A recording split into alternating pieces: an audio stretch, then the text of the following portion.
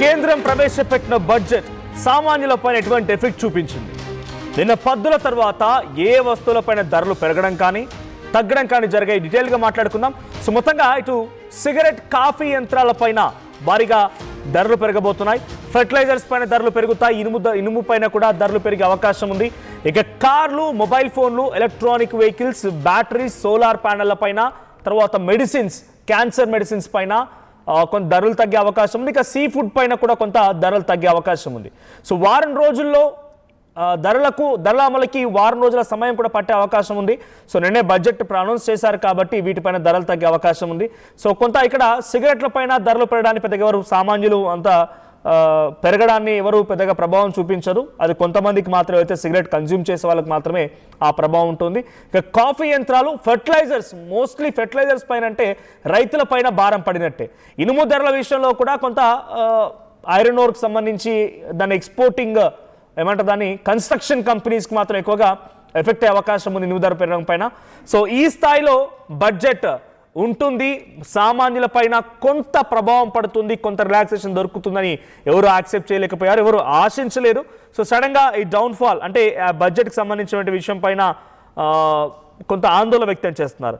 So ఎక్కడెక్కడ తగ్గుతాయంటే విదేశీ పర్యాటకాల పైన తగ్గే అవకాశం ఉందట.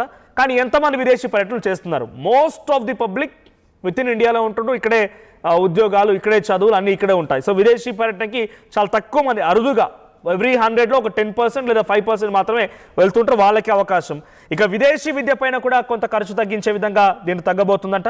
ఆల్కహాల్ పైన తగ్గబోతుందంట. తర్వాత షూ పైన, లెదర్ షూస్, అప్పర్ బాట్ పైన తగ్గబోతోంది. ఇక సోలార్ ప్యానెల్స్ పైన తగ్గబోతోంది. ఎనర్జీ ట్రాన్సిషన్ పరికరాలపై తగ్గబోతోంది.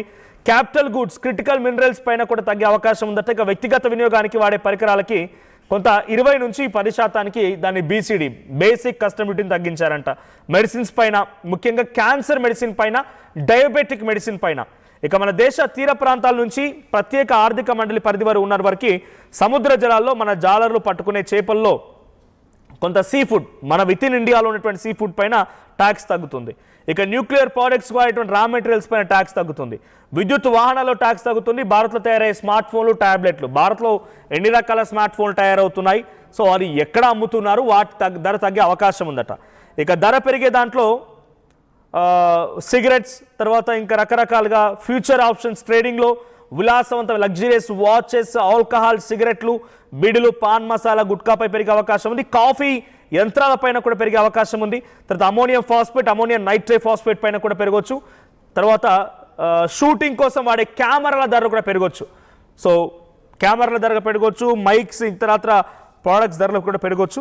సో మనతో పాటుగా analyst Vishnu IAS academy chairman Vishnu గారు జాయిన్ అవుతున్నారు. విష్ణు గారు నమస్తే అండి. నమస్తే. రైట్, విష్ణు గారు, నా బడ్జెట్ చూసారు. సో కొన్ని లక్షల కోట్ల బడ్జెట్, 54.50 సంథింగ్. సో ఆ బడ్జెట్లో ఎక్కడెక్కడ ఎటువంటి మార్పులు ఉంటాయి, సామాన్యులకి ఈ బడ్జెట్ ఎంత మేర కొంత గుడ్ న్యూస్గా చెప్పాలి? ఖచ్చితంగా ఇది ఎనర్జీ ట్రాన్సిషన్ లో, సోలార్ ఎనర్జీ మ్యానుఫ్యాక్చరింగ్ లో ఇది చాలా ప్రైజెస్ తగ్గుతున్నాయి. ఇది చాలా మంచి విషయం. కానీ ఒక విషయం మనము బీజేపీ గవర్నమెంట్ ఒప్పుకోవచ్చు, సిన్ గూడ్స్ అని ఉంటాయన్నమాట. సిన్ గూడ్స్ అంటే ఆల్కహాల్, సిగరెట్స్, మన శరీరానికి ఏదైతే హాని కలిగిస్తుందో వాటిని సిన్ గూడ్స్ అంటారు. సో ఈ సిన్ గూడ్స్ మీద ప్రతి బడ్జెట్ లో వాళ్ళు ట్యాక్స్ పెంచుకుంటూ వెళ్తున్నారు. ఈసారి కూడా ట్యాక్స్ పెంచుకుంటూ వెళ్ళిపోయారు. సో ఇదొక మంచి పరిణామం అని చెప్పొచ్చు. ఇలా ఏదైతే చెడ్డ అలవాట్లు ఉన్నాయో వాటిని కంట్రోల్ చేయాలనే ఉద్దేశంతో. కానీ ఏదైతే విదేశీ పర్యటన ఉందో, మీరు అన్నట్టు విదేశీ పర్యాటకులు మన దేశానికి కొంచెం తక్కువనే వస్తారు. డొమెస్టిక్ టూరిస్టులు ఎక్కువ ఉంటారు. ఈ డొమెస్టిక్ టూరిస్ట్ మీద ఏదైనా మినహాయింపు ఇస్తే బాగుండేది. ఈ విదేశీ పర్యాటకుల కన్నా ఇదొకటి చాలా బాధ కలిగించినట్టు విషయము. ఎందుకంటే ఇండియన్ ఎకానమీ బూస్ట్ అవ్వాలి అని అంటే టూరిజం సెక్టర్ చాలా ఇంపార్టెంట్. మళ్ళీ ఇండియాలో టూరిజం సెక్టర్ ఎక్కువ ఫారెన్ టూరిస్ట్ కన్నా ఎక్కువ డొమెస్టిక్ టూరిస్టులు ఎక్కువ ఉంటారు. కాబట్టి ఈ డొమెస్టిక్ టూరిస్ట్కి ఏదైనా బెనిఫిట్ ఇస్తే బాగుంటుంది. దానికన్నా ఒకటి solar panels, critical energy, critical elements అని అన్నాం మనం ఇంతకుముందే. అంటే రేర్ ఎర్త్ మెటల్స్ ఏవైతే మనము స్పేస్ టెక్నాలజీలో, రాకెట్ టెక్నాలజీలో రేర్ ఎర్త్ మెటల్స్ ని మనం వాడతామో, at the same time critical elements అంటే సెమీ కండక్టర్ డివైసెస్, ఈ సెమీ కండక్టర్ డివైసెస్ మీద ట్యాక్సెస్ తగ్గించడము, దాని ద్వారా మొబైల్ ఫోన్స్ తగ్గడము, టీవీలు తగ్గడము, ఇంటరాక్టివ్ ప్యానెల్స్ తగ్గడము, ఇది చాలా మంచి విషయము. క్రిటికల్ ఎలిమెంట్స్ ని రెడ్యూస్ చేస్తే ఏమవుతుందనంటే ఎలక్ట్రానిక్ డివైజెస్, స్పేస్, డిఫెన్స్ వాటి మీద ప్రైజెస్ తగ్గుతుంది. కాబట్టి అది ఒక మంచి విషయం అని చెప్పుకోవచ్చు. దాంతోపాటు మోస్ట్ ఇంపార్టెంట్ ఏంటంటే విదేశీ విద్య. ఇప్పుడు మన దేశం నుంచి బయట కంట్రీస్కి వెళ్ళి విదేశీ విద్య చదువుకునే వాళ్ళకి ట్యాక్స్ తక్కువ. ఎందుకంటే ఒక పదం ఉంటుంది రెమిటెన్సెస్ అనమాట. బయట కంట్రీస్ మనకు వచ్చే రెమిటెన్సెస్ పెరగాలి అని అంటే మన వాళ్ళు బయట దేశానికి వెళ్ళి అక్కడ చదువు మంచిగా ఫారెన్ చదువు వాళ్ళకి అవలంబించాలి. అలా అవలంబించాలి అంటే ట్యాక్స్ అనేది ఒకటి పెద్ద రూపకంగా ఉండేది. ఆ ట్యాక్స్ ఒకటి రెడ్యూస్ చేయడం కూడా మంచి విషయమే. సో దాంతో పాటు మనం ఒకటి క్యాన్సర్ మందులు, ఇప్పుడు మనం చూస్తే ప్రతి 10 మందిలో ఒకరు క్యాన్సర్ పేషెంట్ అయితే ఈ మధ్యలో చూస్తున్నాం మనము. నీతి ఆయోగ్ రిపోర్ట్ కూడా ఇదే చెప్తుంది. సో క్యాన్సర్ మెడిసిన్ మీద ప్రైజెస్ తగ్గించడము చాలా మంచి విషయము. దాంతో పాటు భారత్ లో తయారయ్యే స్మార్ట్ ఫోన్లు, టాబ్లెట్లు, విమానాల విడిభాగాలు, ఇప్పుడు మనం చూస్తే ఏరోడైనమిక్ వింగ్స్, ఏవియోనిక్స్, వీటి మీద విడిభాగాల మీద కూడా రెడ్యూస్ చేయడం కూడా మంచి విషయమే.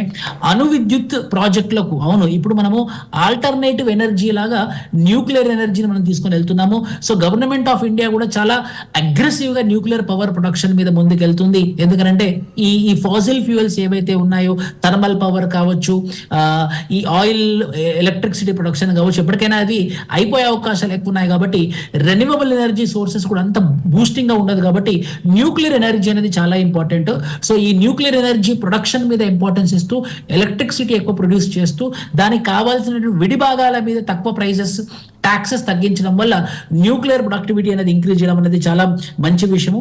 ఫ్యూచర్ ఆప్షన్స్ ట్రేడింగ్ అంటే ఏంటంటే, ఫర్ ఎగ్జాంపుల్ మనం ఫ్యూచర్స్ లో మనం ఏదైనా కొనాలనుకున్నాం అనుకోండి, ముందుగా మనం అగ్రిమెంట్ చేసుకున్నాం అనుకోండి, అప్పుడు ఆ ప్రైజెస్ తగ్గిపోతాయి అన్నమాట. సో ఈ ఫ్యూచర్స్ ట్రేడింగ్ తగ్గడం వల్ల ట్రేడ్ పెరగడము, బిజినెస్ పెరగడము, మార్కెట్ యొక్క వాతావరణం పెరగడము కూడా మంచి విషయము.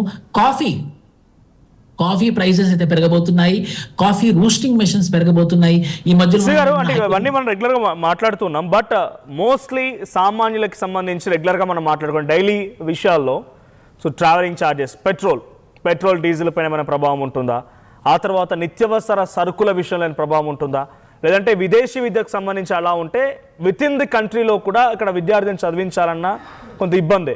సో ఆ సిచ్యువేషన్లో బుక్స్ పైన, లేకుంటే గతంలో చూసాం మనం జిఎస్టీ విధించినప్పుడు పెరుగుని ఒక కవర్లో నార్మల్గా ప్యాక్ చేస్తే ఎలా ఉంటుంది, లేదంటే కుల్లా అటువంటి డిఫరెన్సెస్ కూడా ఉన్నాయి. కాబట్టి అటువంటి డిఫరెన్స్ ఏమైనా ఇక్కడ జరిగే అవకాశం ఉందా? Is there any chance? ఎందుకంటే ఇటువంటివి ఎక్కువగా ఎక్స్పెక్ట్ చేస్తూ ఉంటారు పబ్లిక్.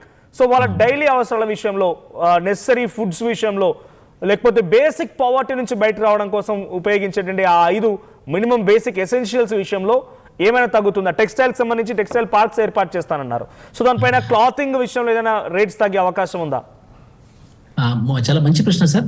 ఇక్కడ మనం నోటీస్ చేసినట్టయితే ఫెర్టిలైజర్స్ యొక్క ప్రైజెస్ పెరుగుతున్నాయి. ఫెర్టిలైజర్ యొక్క ఇంపాక్ట్, దాన్ని మనం రిపిల్ ఎఫెక్ట్ అంటాం అన్నమాట. అంటే డొమినో ఎఫెక్ట్.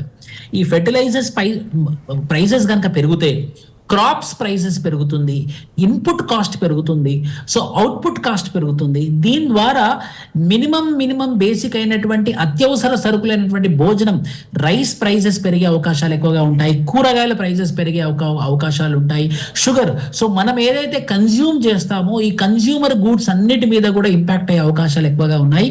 ఎందుకంటే మనం ఆల్రెడీ ఫెర్టిలైజర్స్ లాస్ట్ బడ్జెట్ లో ఫెర్టిలైజర్ సబ్సిడీ మొత్తానికి తీసేసాము. ఇప్పుడు ఫెర్టిలైజర్ ప్రైసెస్ కూడా పెంచుతున్నాం. కాబట్టి ఇది నిత్యావసర వస్తువులైనటువంటి కన్స్యూమర్ గూడ్స్ మీద ఇంపాక్ట్ చూపిస్తుంది. 1, 2 మనం చూస్తే కన్స్ట్రక్షన్ సెక్టర్ ప్రతి చోట జరుగుతుంది. ఇనుము ప్రైజెస్ పెంచారు. సో ఐరన్ ప్రైజెస్ పెరగడం వల్ల ఖచ్చితంగా కన్స్ట్రక్షన్ ఖర్చు పెరుగుతుంది. దాని ద్వారా రియల్ ఎస్టేట్ సెక్టర్లో ఇప్పుడు ఎవరైతే ఒక మధ్యతరగతి మనిషి ఒక ఇల్లు కొనుక్కుందాము, ఒక ఇల్లు కట్టుకుందాం అనుకున్న వాడికి అతను కూడా ఇబ్బంది జరిగే అవకాశాలు ఎక్కువగా ఉన్నాయి. సో ఇనుము రేటు పెరగడము, ఫెర్టిలైజర్ యొక్క ప్రైజెస్ పెరగడం వల్ల ఇవి రెండైతే మనకి తెలియకుండానే ఇండైరెక్ట్ ఇంపాక్ట్ ఉంటుంది. కన్స్యూమర్స్ మీద డైరెక్ట్ ఇంపాక్ట్ ఉంటుంది, మన నిత్యావసర సరుకుల మీద ఎక్కువ ఇంపాక్ట్ ఉంటుంది. అండ్ ఫెర్టిలైజర్స్ అండ్ ఇనుము కూడా అంతే. ఇంకో మంచి విషయం ఏంటంటే టెక్స్టైల్స్ పార్క్స్ వాళ్ళు ఇంతకుముందు ఏదైతే ప్రామిస్ చేశారో ఇప్పుడు టెక్స్టైల్ పార్క్స్ కూడా మేము ముందుకు వస్తామని చెప్తున్నారు. ఫర్ ఎగ్జాంపుల్ మన తెలంగాణలో చూసుకున్నట్లయితే కాకతీయ టెక్స్టైల్ పార్క్ అని చాలా పెద్ద మెగా ప్రాజెక్ట్ పెడదామని అనుకున్నారు. అది ఇప్పటి వరకు ఇంప్లిమెంట్ అవ్వలేదు. కానీ ఇప్పుడు ఒక మంచి సూచన మీద కనబడుతుంది. ఈ టెక్స్టైల్ పార్క్స్ ద్వారా ఈ మన వరంగల్లో ఏదైతే టెక్స్టైల్ పార్క్ అమలైందో, ఏదైతే ఆల్రెడీ పాలసీలో ఉందో, ఏదైతే వాళ్ళు ప్రామిస్ చేశారో దాని ఇంప్లిమెంటేషన్ జరగడం వల్ల ప్రైజెస్ అంటే క్లాత్స్, బట్టల యొక్క ప్రైజెస్ అయితే తగ్గే అవకాశాలు ఎక్కువగా ఉన్నాయి. కానీ ఎట్ ద సేమ్ టైం దాని బట్టల ప్రైసెస్ ఎంతైతే తగ్గుతుందో ఈ నిత్యావసర సరుకులైనటువంటి భోజన ఇతరత్ర భోజన సంబంధించినటువంటి ప్రైసెస్, కూరగాయలు ఇవన్నీ మాత్రం చాలా బ్రహ్మాండంగా పెరిగే అవకాశాలు ఎక్కువగా ఉన్నాయి. విమానాల విడిభాగాలు తక్కువడం వల్ల మనకు ముందే చూస్తే రీజనల్ కనెక్టివిటీ స్కీమ్ అనేది నంబర్ ఆఫ్ ఎయిర్పోర్ట్స్ పెరుగుతున్నాయి. సో ఈ విడిభాగాలు తగ్గించడం వల్ల చాలా మంది ఎక్స్పెక్ట్ చేస్తోంది గోల్డ్ అండ్ సిల్వర్ విషయంలో. ఆకాశాన్ని తాకిన గోల్డ్ అండ్ సిల్వర్ 2 రోజుల నుంచి కొంత కాస్త తగ్గుముఖం పట్టాయి. సో కొంత డౌన్ఫాల్ స్టార్ట్ అయింది అన్నట్టుగా ఇండికేషన్స్ ఇస్తూ ఉన్నాయి. సో గతంలో ఉన్నటువంటి ఆ కస్టమ్స్ డ్యూటీని 15% నుంచి 6% తగ్గించిన 2024 ఫైనాన్షియల్ బడ్జెట్లో ఇప్పుడు ఎటువంటి చేంజెస్ చేయలేదు, అలా సేమ్ కాన్స్టెంట్ కొనసాగుతోంది. సో దీని ప్రభావం ఇంటర్నేషనల్ మార్కెట్ డిసైడ్ చేస్తే అఫ్కోర్స్ గోల్డ్ అండ్ సిల్వర్ రేట్ని, బట్ ఇండియా బడ్జెట్ ఏమైనా ప్రభావం చూపిస్తుందా? విత్ ఇన్ ఇండియా స్టేట్స్లో ఏదైనా చిన్న కీలక మార్పులు ఉండే అవకాశం ఉందా? ఏదైనా కొంత బెనిఫిట్ కానీ కొంత ఎఫెక్ట్గా మనం చూడాల్సిన అవసరం ఉంటుందా? లేదు సార్, ఖచ్చితంగా లేదు. మనం చూసినట్టయితే గ్రాఫ్ గోల్డ్ యొక్క ప్రైసెస్, సిల్వర్ యొక్క ప్రైసెస్ ఇలా స్ట్రేట్ గా లీనియర్ గ్రాఫ్ రూపకంగా వెళ్తుంది. గవర్నమెంట్ కూడా సుంకం తగ్గిస్తాం మేము గోల్డ్ పరికరాల మీద అని చెప్పినట్టు అసలుకి దాఖలా లేదు. కాబట్టి బంగారం మీద, వెండి మీద ఎలాంటి ప్రైసెస్ తగ్గదు. మీరు అన్నట్టే అది ఇంటర్నేషనల్ మార్కెట్ డిటర్మైన్ చేస్తుంది కాబట్టి అది ఇంకా ముందుకెళ్లే అవకాశాలు, దూసుకుపోయే అవకాశాలు ఎక్కువగా కనపడుతున్నాయి, కానీ తగ్గే అవకాశాలు అయితే తక్కువ లేదు, ఖచ్చితంగా చెప్పగలం మనము. So gold and silver prices అయితే అదే ట్రెండ్ ని ఇంటర్నేషనల్ మార్కెట్స్ అంటున్నట్టుగా క్లారిటీ ఇస్తే ఈ గోల్డ్ పైనే ప్రాబబిలిటీ ఉంది. ఎందుకంటే when we see upon share markets కానివ్వండి, లేకుంటే ఏదైనా కూడా అప్ అండ్ డౌన్స్ ఉంటేనే స్టేబుల్గా ఉంటుంది. కానీ ఎట్ ఎ టైం వన్స్ ఏ స్థాయిలో అయితే మీరు అన్నారు ఇందాక లీనియర్ పొజిషన్లో వెళ్తుందని చెప్పి, సో ఆ లీనియర్గా వెళ్ళేది కాస్త అదే తరహాలో మళ్ళీ కిందికి కూడా రావచ్చు. బికాజ్ ఇక్కడ ఏం జరుగుతోంది, యుద్ధాలు ఉన్నాయి, డాలర్ పతనం అయిపోయింది, FOMO fear of missing out, అంటే చాలా మంది కూడా మనం కొంటామో కొనమే అనే రకంగా ఎక్కువ ధర ఉన్నప్పటికీ ఇన్వెస్ట్ చేస్తున్నారు, కొంటూ ఉన్నారు. బట్ వాళ్ళు సర్టెన్ ఒక మార్జిన్ ప్రైస్ని, ప్రాఫిట్ని గెయిన్ చేయగానే వాళ్ళు అమ్మేసుకునే అవకాశం ఉంది. అప్పుడు సప్లై ఉన్నా కూడా ఎక్కువగా పర్చేజ్ లేకపోతే రేట్స్ పడిపోయే అవకాశం ఉంది కదా, దేర్ ఇస్ అ ఛాన్స్.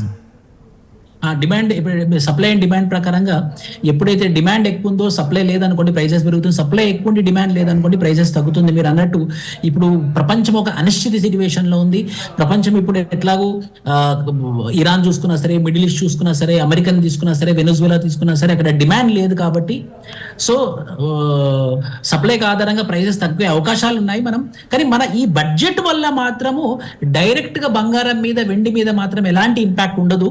కానీ ఇంటర్నేషనల్ సినారియోలో బయట జియో పొలిటికల్ సినారియో మారుతుంది కాబట్టి ఆ జియో పొలిటికల్ సినారియోలో ప్రైసెస్ ఖచ్చితంగా మీరు చెప్పినట్టు తగ్గుముఖం పట్టే అవకాశాలు బ్రహ్మాండంగా ఉన్నాయి. కానీ ఈ బడ్జెట్ మాత్రము బంగారం గురించి అండ్ వెండి గురించి అయితే ఏం విశ్లేషణ చెప్పలేదండి. కానీ ఈ ఫెర్టిలైజర్ సెక్టర్ లో వచ్చేసరికి అమోనియం ఫాస్ఫేట్, ఈ ఏవైతే ఈ పలు రకాలైనటువంటి ఫెర్టిలైజర్స్ మీద ప్రైజెస్ తగ్గించకపోవడం వల్ల, ట్యాక్స్ పెంచడం వల్ల ఖచ్చితంగా ఫార్మింగ్ సెక్టర్, వ్యవసాయంలో మాత్రం ఒక నడ్డి విరిచినంత పని అయింది. సో ప్రైజెస్ పెరుగుతాయి, ఇన్పుట్ కాస్ట్ పెరుగుతుంది, నిత్యావసర ధరలు అయితే పెరిగే అవకాశాలు చాలా ఎక్కువగా ఉన్నాయి సార్ మనోజ్ గారు. రైట్, బడ్జెట్ ఓవరాల్ గా తెలుగు స్టేట్స్ ఎలా ఉంది? తెలుగు స్టేట్స్ కంపారిజన్ నాకు తెలిసి రేర్ ఎర్త్ మినరల్స్ పేరిట ఆంధ్రప్రదేశ్కి ఒక ప్రాజెక్ట్ వచ్చింది, అంతేగాని తెలంగాణ ప్రస్తావనలు ఎక్కడా లేదు, పెద్దగా బడ్జెట్ అలొకేషన్స్లో కూడా లేవు. సో ఇప్పుడు కేటాయించిన బడ్జెట్లో what is a very good benefit to Telugu states? So మీరు అన్నట్టు only rare earth project only ఆంధ్రప్రదేశ్కి వచ్చింది. లాస్ట్ టైం చూసుకున్నట్టయితే లాస్ట్ బడ్జెట్ లో ఆంధ్రప్రదేశ్కి కనీసం 15,000 కోట్లు అలొకేట్ చేస్తారు అప్పుడు ఎన్డీఏ గవర్నమెంట్ లో టీడీపీ జాయిన్ అవ్వడం వల్ల. ఇప్పుడు కనీసం ఓన్లీ సింగిల్ ప్రాజెక్ట్ మాత్రమే ఇచ్చారు. ఇక తెలంగాణ తీసుకుంటే అయితే ఎప్పటి నుంచో ఉన్నటువంటి డిమాండ్ రైల్వే లైన్, నార్థన్ తెలంగాణకి కరీంనగర్ నుండి ఆదిలాబాద్ కనెక్టివిటీ చేసేటటువంటి రైల్వే లైన్ డిమాండ్, పెద్దపల్లి ఆ రైల్వే లైన్ డిమాండ్ అలానే ఉంది. కొన్ని ఏరియాలలో తెలంగాణలో మీటర్ గేజ్ నుంచి బ్రాడ్ గేజ్ చేయాలనే డిమాండ్ అలానే ఉంది. సో రైల్వేస్ తీసుకున్నా సరే, నార్మల్ జనరల్ బడ్జెట్ తీసుకున్నా సరే నిరాశ నిస్పృహనే మిగిలిపోయింది తెలంగాణ రాష్ట్రానికి. కొంచెం అటో ఇటు ఆంధ్రప్రదేశ్కి అయితే కొంచెం బెనిఫిట్ చేసిందేమో కానీ తెలంగాణకు మాత్రం ఎలాంటి బెనిఫిట్ చేయలేదు. మీరు చూసినట్లయితే కోచ్ ఫ్యాక్టరీ కాజీపేటలో, రైల్వే కోచ్ ఫ్యాక్టరీ ఎప్పటి నుంచో ప్రామిస్ చేశారు, ఇప్పటి వరకు ప్రాపర్ బడ్జెట్ అలొకేషన్ జరగలేదు, ఎలాంటి మూవ్మెంట్ లేదు కాజీపేట రైల్వే కోచ్ ఫ్యాక్టరీలో. సో ఇదైతే తెలంగాణ ప్రజలకి, తెలంగాణ రాష్ట్రానికి ఇది నిరాశ మిగిలించిందని ఖచ్చితంగా చెప్పగలను. Right, thank you Vishnu garu, thank you for joining us. So మొత్తంగా పెరిగే వస్తువులు ఏంటి, లేదు ధరలు తగ్గే వస్తువులు ఏంటో చాలా క్లియర్గా చెప్పుకున్నాం. సో ఈ బడ్జెట్ తర్వాత ఫెర్టిలైజర్స్ పైన, ఇనుము పైన, సిగరెట్ కాఫీ యంత్రాల పైన ధరలు పెరిగాయి. సో ఫెర్టిలైజర్స్ పైన పెరగడం అంటే డెఫినెట్గా అగ్రికల్చర్ యూసేజ్ కోసం వాడే ఫెర్టిలైజర్స్ అన్నింటిపైన కూడా ధరలు పెరుగుతూ ఉన్నాయి. సో కొంత ఇది రైతులకి ఇబ్బందికర విషయమే. ఇక ఇనుముకు సంబంధించిన విషయం పైన చూస్తే కనుక కన్స్ట్రక్షన్లో ఎక్కువగా వాడేటువంటి ఈ ఐరన్ కాస్ట్ పెరగడంతో కన్స్ట్రక్షన్ ఛార్జెస్ కూడా పెరిగే అవకాశం ఉంది. ఇక ఎలక్ట్రానిక్ వెహికల్స్ పైన, బ్యాటరీస్ పైన, సోలార్ ప్యానెల్స్ పైన, మొబైల్ల పైన కొంత ధరలు తగ్గే అవకాశం ఉంది. వాటిని కూడా ముఖ్యంగా స్వదేశీ వస్తువుల్లో మాత్రమే ఈ యొక్క ధరలు తగ్గుతూ ఉంటాయి. ఇక టాబ్లెట్స్ అండ్ మొబైల్ ఫోన్ సంబంధించిన విషయంలో కూడా only made in India products పై మాత్రమే ఈ ప్రైస్ తగ్గే అవకాశం ఉంది. ఇక సీ ఫుడ్స్ పైన కూడా ప్రైస్ తగ్గే అవకాశం కనబడుతోంది. సో ఇవన్నీ ఇప్పుడే ఇమీడియట్గా ఎఫెక్ట్ అవ్వకపోవచ్చు, బట్ 1 వీక్లో కొంత దీనిలో చేంజెస్ ఉండే అవకాశం ఉంది. సో ఏమైనా బడ్జెట్ చూసిన తర్వాత మీకేమనిపించింది, మీరేం ఎక్స్పెక్ట్ చేశారు, కామెంట్ చేయండి. Local to global news at your finger tips. మీ చేతిలో ఒక ఆయుధం. Download R TV app. Media legend Ravi Prakash is back.